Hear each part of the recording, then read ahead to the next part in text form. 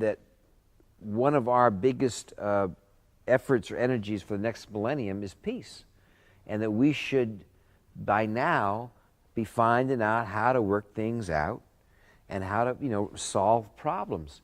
And the United Nations is this great organization, since most of the world is one man, one vote, and it's continuing to go in that direction. So we have this body there that can help to govern.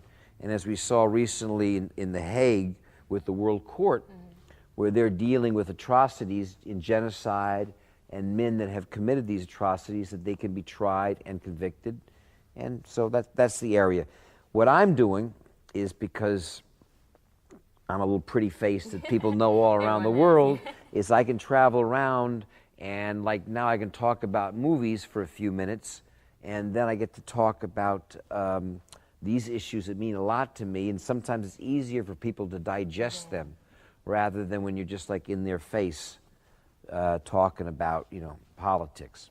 So how do you feel about like the usage of weapons in films? Because in the game you used the gun like a few times actually. Well, I do, and there's certainly it's always a debate. How can you sit there in the movie business where you have weapons and everything, but I'm not selling weapons to other countries. I'm not in the business.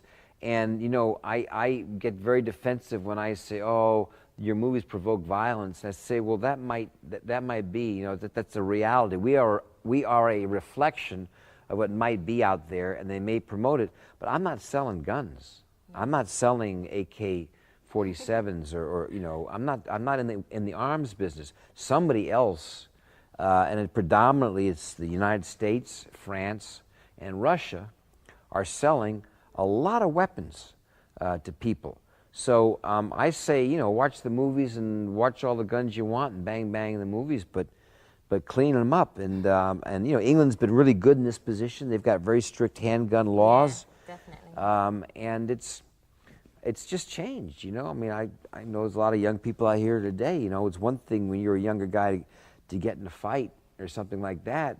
Before you can just like throw punches, and it was worse enough to get a knife, but they pull guns on people now, and it's just it's insane. So do you think that is our biggest problem of today? You mean worldwide or youth or in general? Well, we got a few. I mean, my biggest problem is, I had no formal religious training. I have my mother is of the Protestant English church. My father was Jewish, so I had never any formal religious training. And so now I get on an age where I think, gee, it'd be nice to kind of get us some spiritual values. And yet I look around and I see the worst atrocities committed on behalf of religion. I mean, the worst wars we've ever had. I mean, you see what's happening in Ireland and in the Middle East. And so it's hard to talk to people about religion and one side and then say, well, man, if religion is such a spiritual thing, then why do we have these incredible bloody conflicts? I mean, we should certainly everybody should be able to have their own faith.